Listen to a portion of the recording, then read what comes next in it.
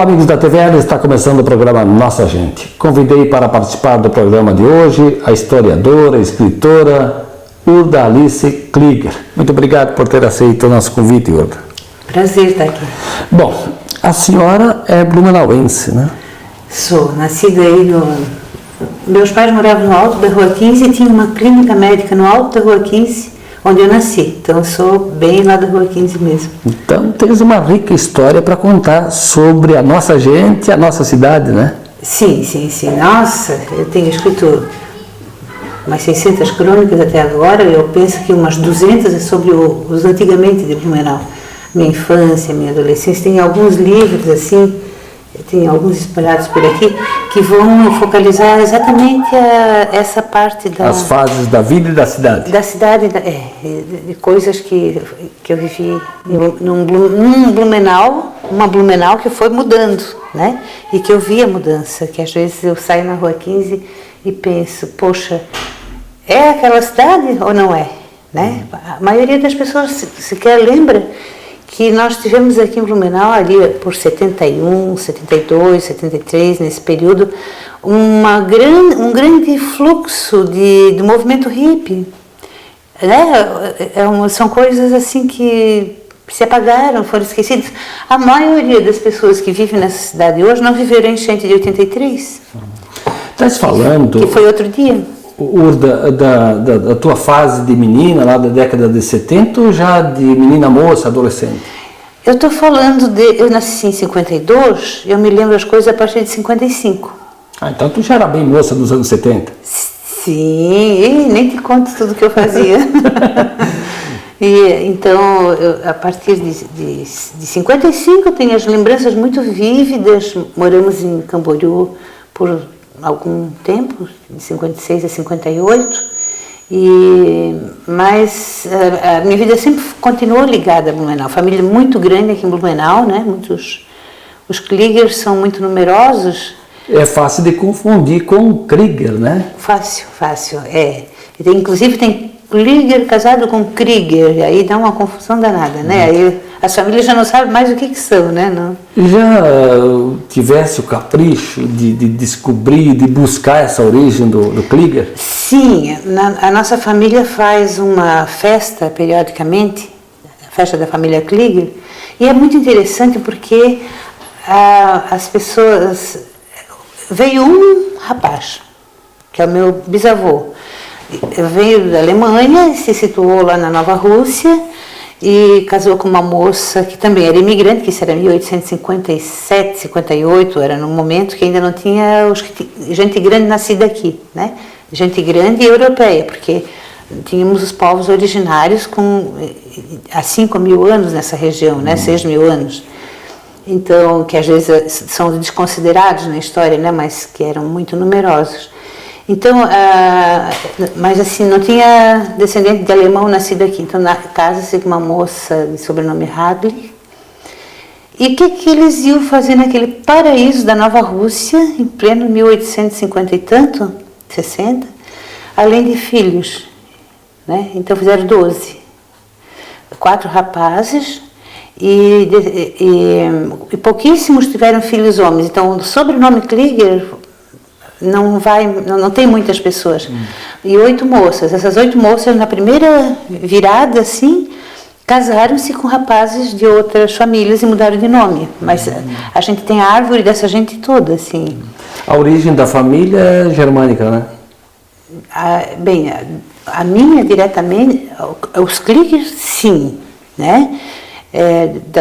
Do que seria mais tarde a Alemanha, porque a Alemanha nem existia em 1850 e pouco. Acabou sendo unificada como foi a Itália e outros países da Europa. Né? Só a Alemanha passa a existir, pode ser uma novidade para os nossos telespectadores, né? A Alemanha passa a existir mesmo em 1871, então quem veio aqui fundar a cidade não era alemão, né? Então, isso, quando professora de história, e eu falei isso em sala de aula, deu uma maior encrenca. Os meus alunos foram para casa falar com o Opa, e o Opa disse, não, nós é tudo alemão, né? E aí nós tivemos que pular, assim, vamos dizer, do quinto capítulo do livro para o 18º, para estudar essa parte primeiro, para eles levar para casa, mostrar para o OPA, para os vizinhos. Não, isso realmente a Alemanha ainda não existia em 1850. Só para ficar claro, por exemplo, tinha lá a Saxônia, a Pomerânia, aquelas... 38 ou 39 estados, uma coisa assim, que se uniram por vantagens econômicas, porque era como assim... Vamos dizer, Indaial seria um estado, Blumenau outro, Itajaí outro. Então, até uma mercadoria chegar lá em Itajaí, pagaria impostos em cada fronteira e tal. As coisas ficavam muito caras. Foi uma união pois é. Econômica. A senhora viajou, conheceu muitos países. Conhece a região onde é originária a família Klieger? Não, nunca fui à Alemanha. Não? Não, o meu sonho de Europa era a França. Eu fui aprender francês, desde criança eu lia tudo sobre a França. Era tão grande a minha ligação com a França, que quando eu cheguei em Paris, para ficar um mês, que eu vim de Madrid para Paris de trem, e nesse trem havia outros brasileiros, e os brasileiros olharam para uma igreja e disseram assim, Notre Dame. Eu disse, não pode, Notre Dame tem que ser para lá. A geografia de Paris estava na minha cabeça. E aí, então, eu fiquei um mês em Paris e acabei indo a Portugal, Espanha e tal, mas eu tinha a sensação que não valia a pena ir à Alemanha, porque eu tinha a sensação que eu já tinha visto tanto cartão postal e álbum de fotografia que eu já conhecia. Por que essa tendência de visitar os países de origem latina, por exemplo? Olha, se eu te conto o que me faz, que me leva a me apaixonar pela França, foi uma coisa assim, um livro. Eu quebrei a minha perna quando eu era uma criança, aí quando tinha 10, 11 anos, e passei um verão engessada, né? Sem poder fazer as artes normais que as crianças fazem no verão. A história desse tombo de bicicleta está aqui. Isso é um filme, é um filme de cinema. Tem origem numa crônica sua? Uma crônica contando porque eu levei um tombo e tal. E nesse período aí que eu fiquei na cama, eu sempre lia muito, mas eu li muito mais, né? Não tinha o que fazer. E li, fiquei muito fascinada pela história de um santo francês, que me fascina a história dele até hoje. É São João Vianney. Tá? Ele era alguém assim que não tinha tinha dificuldade nos estudos dele, nunca era aprovado no curso de filosofia para ser padre e tal. Ele fez 4 vezes, me parece, não passava, acabaram ordenando ele padre. Ele foi viver lá muito humildemente numa região pobre da França e depois se tornou tão sábio que os grandes sábios da Europa, do mundo, iam lá naquela aldeiazinha onde ele vivia só de comer batata, discutir filosofia com ele. Esse homem me impressionou muito. E ele me leva a querer conhecer mais e mais e mais sobre a França, até que eu acabei indo lá e não era tão bom quanto eu pensava. Pois é, mas além da França são outros países de origem latina, e se nós viermos aqui, né, para o nosso continente, sim. A senhora andou para o Uruguai, para a Argentina, Cuba, Peru. América do Sul, eu só não fui ao Uruguai até hoje. Não foi para o Uruguai? Não, porque o Uruguai é tão perto que eu tenho a sensação que é como ir para São Paulo. Então eu sempre digo assim, o ano que eu estiver bem sem grana, bem sem tempo, eu vou ao Uruguai. E sempre acabo indo mais adiante. Então assim, da Argentina, Venezuela, eu fiz tudo, né? Então aquela bandeirinha no seu carro é meu namorado, que é argentino. Ah, por isso. Olha só. Como é que tu viu a bandeirinha no meu carro? A bandeira do Brasil e a bandeira argentina, né? Pois é. Então, bacana. E tive na África também, né? Assim, a África subsaariana, né? Bem, a parte mais ao sul, e o lado do Oceano Índico, e um pouco na América Central, o Caribe, né? Mas assim, a minha paixão é a América dita latina, porque ela não é exatamente latina, né? Isso aí podíamos entrar numa discussão que eu acho que não vem ao caso agora. A gente fala que é assim por causa da língua, né? Não, mas aí que tá, a língua não é latina, só Quechua. Português e espanhol. Não, mas só Quechua temos 10 milhões e meio daí de pessoas a senhora falando vai Quechua. juntar os índios, vai os, né, os que Sim, mas são habitavam aqui. pessoas. Não, Sim, estou lógico. falando hoje. Sim. Hoje. Aimara, mais 10 milhões de pessoas falando Aimara. A Guarani, no Paraguai, a língua Guarani é tão oficial quanto o espanhol.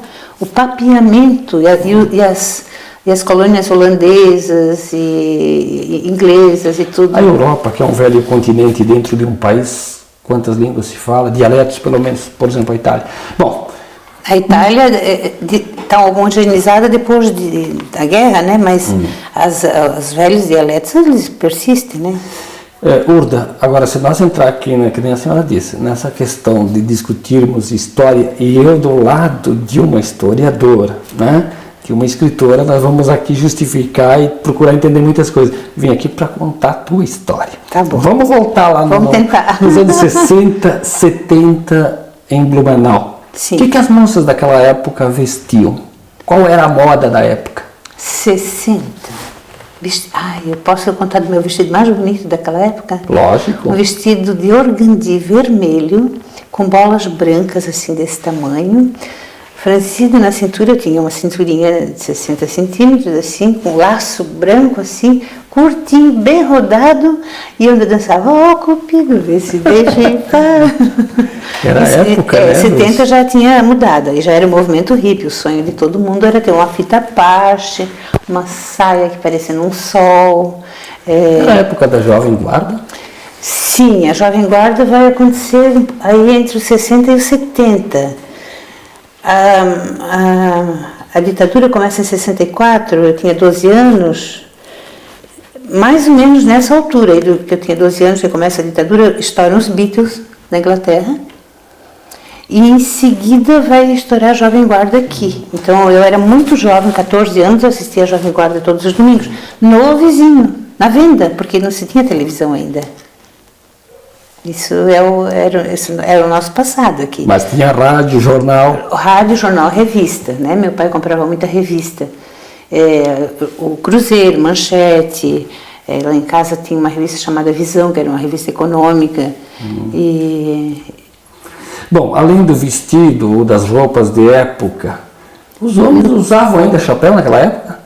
Ou já estavam abandonando o chapéu? Os velhos usavam. Tinha, além do chapéu, o charme de andar com bengala também? Mas isso Não, a bengala não peguei, não. Mas assim, os homens... meu pai, para mim, era velho. Se bem que quando eu tinha 10 anos, meu pai tinha 40. Então era jovem. Né? Então aí a gente... Aqui, para uma criança, o pai sempre é velho, né? Eu imagino a época, aqueles cavaleiros chegando na igreja, todo mundo num lugar, guardando seu chapéu, por exemplo. Eles botavam. Aqui na entrada da igreja. Diz a história, pelo menos. Não, acho que eles levavam junto, botavam em cima do colo, assim. Pois é, mas é engraçado. Mas os jovens da minha juventude eram os jovens da mudança que houve, assim, de costumes, que vai ser capitaneada pelo movimento hippie, que eram os jovens com as camisetas, camisas de florzinha, porque até aí só se usava camisa branca ou camisa azulzinha clara, como gravata, para ir na igreja, por exemplo. Calça boca de sino? Aí, vai ser aí nesse tempo, porque até aí era só a calça preta com friso e tal, né? Era, ou marrom, talvez, né? Era uma coisa muito triste, a roupa masculina, assim, né? E aí, de repente, os jovens, e são muito mal falados, né? Botinhas de salto e camisas de florzinha com babadinho aqui assim, então extremamente mal falados por todos, né? Pelos mais velhos, pelo padre. Na igreja era falado que aquilo era uma vergonha, os costumes estavam se virando de cabeça para baixo e tal. Mas, e aí, lá naquela altura, em algum momento, no ano 70, assim, eu li uma reportagem como seria a roupa no futuro. E era uma reportagem assim, que vinha lá dos Estados Unidos e que estava tomando já como base a corrida espacial e tal, que a roupa no futuro seria muito fácil, mole, muito confortável. E é o que a gente usa hoje, camiseta, de tênis, tal. Né? Urda, vamos fazer um intervalo e depois a gente retoma essa conversa, bom. Pode ser? Pode ser. Urda Alice Klieger é a nossa entrevistada no programa Nossa Gente, que dá um tempo e depois voltamos. na sequência do programa. Até já.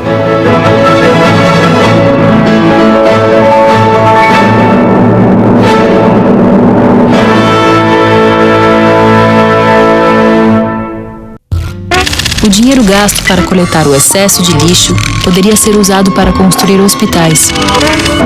O desperdício de água e luz gera gastos que poderiam ser revertidos para as escolas. Para construir um lugar melhor, o primeiro gesto está em suas mãos. Seu consumo transforma o mundo. Instituto Acatu, pelo consumo consciente.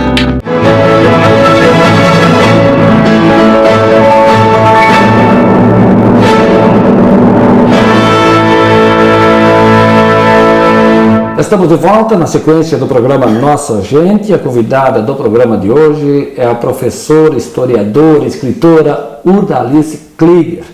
Bom, o teu tempo de escola, como acontece essa fase de estudante, Urda? Eu frequentei escolas muito boas, escola pública, sou produto da escola pública até chegar na FURB, né? E tive professoras muito boas na escola primária, que eram professores que vinham de Minas Gerais aqui, era um colégio de freiras lá na Garcia, que não existe mais. Depois eu fui aluna do Pedro II por 7 anos, né? Mas eram professores catedráticos, sabe, aquele professor que dava vida, era muito bom. Os professores eram muito bem pagos, nada a ver com essa barbaridade que está acontecendo aí hoje, né? E em relação à evolução, então, do estudo na graduação? História? História. Especialização em História. Aí o doutorado eu estou na Geografia. Está em fase de doutorado em Geografia. Onde? Na Federal do Paraná. Bacana. E por que História e Geografia?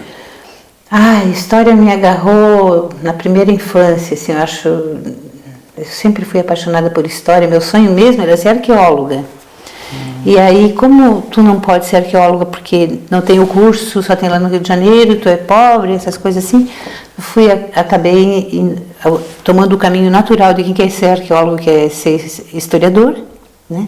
Então, aí tu pode dar um passo para a arqueologia, né? Trabalhei bastante com arqueologia numa pesquisa de 10 anos e 10 meses com os sambaquis aqui de Santa Catarina.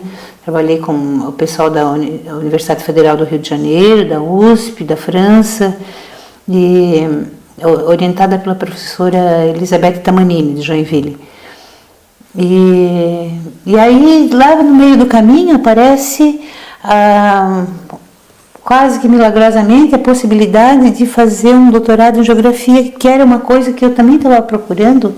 Eu procurava geologia para escrever um romance geológico passado aqui no Vale do Itajaí, porque parece que quando um dia os alemães chegaram aqui, trouxeram as matas, os morros, o rio, os passarinhos, não tinha nada, né? Quando tem uma história geológica riquíssima, né? Também não dá para entrar em detalhes agora, mas assim, subindo aqui o Vale do Itajaí hoje, depois do conhecimento de geologia que eu tenho, eu sei ali, aquele morro foi um vulcão há 650 milhões de anos, né? Tem as pessoas que estão nos vendo, muitas sobem o Vale do Itajaí em direção ao Rio do Sul, ali em Apiúna tem aquelas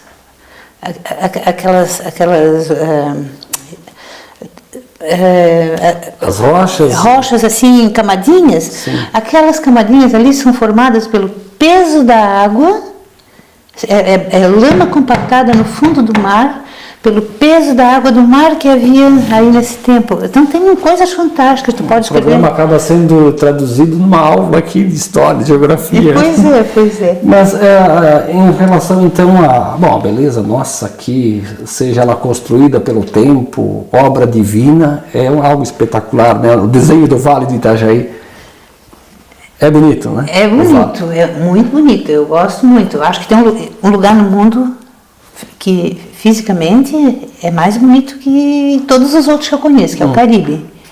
O Caribe deve ter belezas e maravilhas pelo mundo afora. Tem muitas. Agora, a gente falou aqui de estudo, de moda, da época de menina, de moça. A Urda era namoradeira quando era jovem, não? Era. É? Era. E continua? Não, estava totalmente aposentada há muito tempo.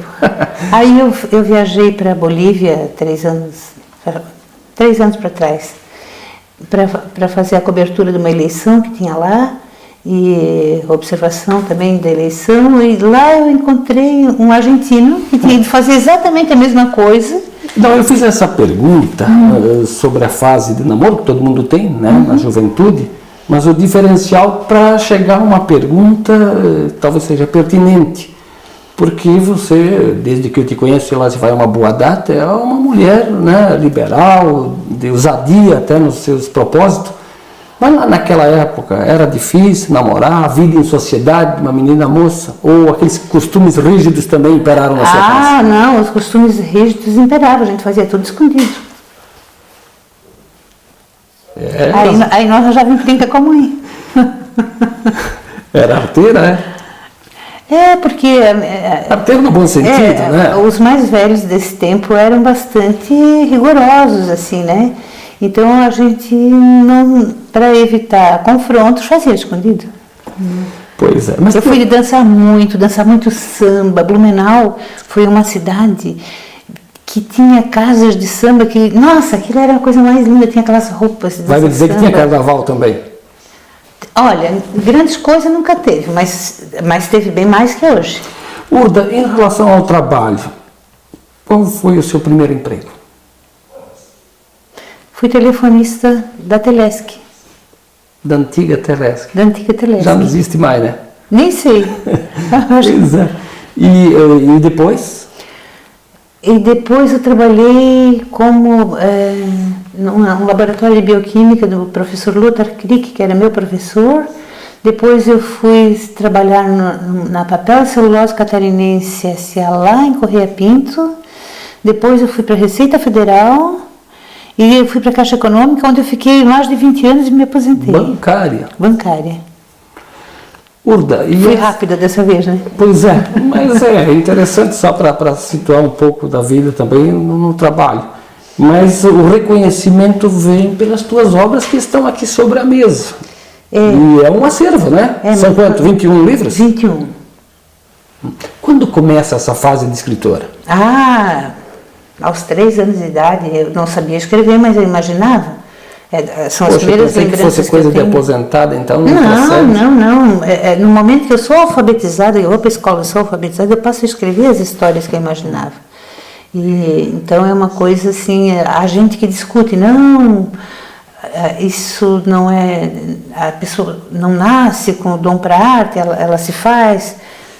Não sei, eu não consigo concordar com isso, porque eu nasci escritora, porque as primeiras lembranças da minha vida são de estar imaginando histórias. Eu lembro, assim, as primeiras lembranças, um fogão de lenha com um gato amarelo, que a minha mãe dizia para não chegar perto que ele arranhava. Eu já imaginava escrevendo as histórias daquele gato. E hoje eu escrevo as histórias daquele gato. Né? Como é que chama o gato, ainda lembra? Mimi. Mimi? Que bonito. E assim... Então, foi uma coisa que eu até achava que era errado, porque ninguém do meu mundo daquele tempo escrevia. Eu achava assim que escritores, eu lia muito, né, compulsivamente, escritores eram pessoas mortas, né, ou que moravam em Nova York, no Rio de Janeiro. Distante da gente. Né, e um dia eu vi um escritor aqui, em Blumenau, eu fiquei espiando pela fresta da porta ali na Fundação Antiga Biblioteca Pública, que não existe mais. Lá fora um escritor sentado, que era o professor José Ferreira da Silva, me disseram, é um escritor. Foi prefeito da cidade também? Foi diversas coisas. Era lá de Tijucas também. Não. E aí, também porque a senhora tem também... eu tenho metade de Tijucas. Qual blumenauense que não tem uma historinha relacionada a Tijucas? Minha mãe é de lá, minha mãe é de lá. Mas então, a senhora disse que o José Ferreira da Silva foi... Eu vi de longe, né? Não cheguei perto, mas depois fomos morar na Praia de Armação e lá fomos vizinhos do grande poeta catarinense Marcos Conde Reis, que faleceu em 2001. E aí o Marcos foi meu guru, assim, sabe? Foi inspirador. Foi. Urda, e qual foi a primeira obra? Porque eu sei que a senhora escreveu artigos, escreveu crônicas, mas livros, qual foi o primeiro, digamos? O Verde Vale, ele está em 11ª edição, ou 12ª, uma coisa assim, só que não são 12 mil livros, porque isso saiu edição de 1.000, de 2.000, de 2.500, de 1.500. Eu nem faço ideia hoje, porque a editora lá em Florianópolis, eu sei que eu recebia os direitos e ficava por isso mesmo. E dessas 21 obras, 21 livros? Esse aqui está empatado, eu acho. É a 11ª também. Como é que é? Qual é o título? Esse é No Tempo das Tangerinas. E muitos desses livros já foram questão de vestibular. Eu caí no meu vestibular. Essa eu tenho interesse sempre, eu caí no meu vestibular. Eu fui fazer um vestibular de História mais tarde, né, às vésperas da aposentadoria, que lá muito atrás eu fui fazer vestibular de Economia. Andei fazendo Economia, isso pode. Pois é, mas conta essa história. E aí eu fui questão do meu vestibular, né? Então, não só em Santa Catarina, diversos livros, alguns que nem estão aqui, foram já questões de vestibular, né? Livros de lista de vestibular. Mas nesse tempo, por exemplo, eu estava num vestibular em uma cidade interior de São Paulo, uma cidade que é pequena, mas tem uma universidade muito grande, São Carlos. Universidade Federal de São Carlos. Como é que chegou lá? Não faço ideia. Né? Essas coisas andam. Eu só fiquei sabendo quando as pessoas de muitos estados, como Bahia, Minas, Mato Grosso, começaram a entrar em contato comigo. Como é que consegui o livro? Dos livros que estão disponíveis aí no mercado, né? Qual é que marcou, que é assim o teu xodó? Bem, sempre é o próximo, mas tem um que nesse momento está sendo meu dodói. Acho que está aqui. O do cachorro? O do meu cachorrinho, porque ele está sendo sucesso no país inteiro, assim, né? É ficção ou é... Não, é a nossa história de amor. Meu cachorro está deitado aqui debaixo da mesa. Deixa eu mostrar esse cachorro aí para o povo ver. Sim, por favor. Como é que chama o cachorro? Atahualpa. Atahualpa é nome de cachorro de historiadora. É o nome do último imperador Inca. E o que versa esse livro sobre o seu cachorro? É a história de amor entre... Nossa história de amor. Eu acho que é tão pequenininho esse pedacinho que dá para tu ler alto. Esperei até 10 para 6 para voltar à agropecuária e descobri que todos os animais que estavam lá para doação naquele dia tinham arranjado dono e ido embora. Nem vou precisar continuar lendo porque eu sei que o cachorro veio. Pois é. Era um bifezinho assim que eu criei, agora tem 10 quilos de pura gostosura. Né? Urda. Acabou? Não, eu tenho 2 minutos ainda, mas eu queria só fazer uma referência aqui, olhando na capa dos livros, a gente percebe o cachorro, tem relação com a paisagem do nosso vale, a história de Blumenau, enfim. É uma relação de amor o conteúdo de suas obras?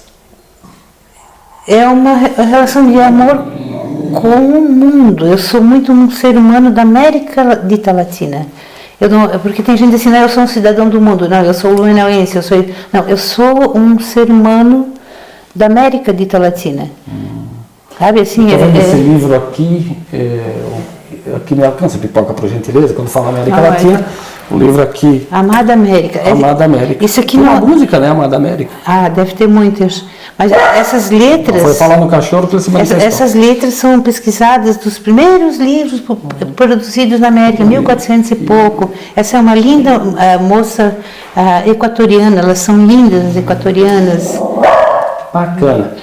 Então, eu fico muito agradecido pela conversa, espero que o telespectador tenha gostado. Meia hora não se conta e nem se imagina toda a história de uma pessoa, principalmente a senhora, que é escritora, que é historiadora, e aí se formos conversar um pouquinho sobre história, vai longe a nossa conversa. Vai longe. Puta, muito obrigado. Obrigadão. Eu tenho muito prazer de te conhecer já há muitos anos, do tempo que a gente almoçava junto lá no Olímpico. Eu que fico grato pela amiga, né, intelectual, alguém que lida com letras e que conta a nossa história. Muito obrigado, hein? Tá bom. Urda Alice Klieger, historiadora, professora e escritora. Foi a nossa entrevistada no programa Nossa Gente, que fica por aqui, volta em outro momento para contar a história de outra personalidade. A todos, um grande abraço.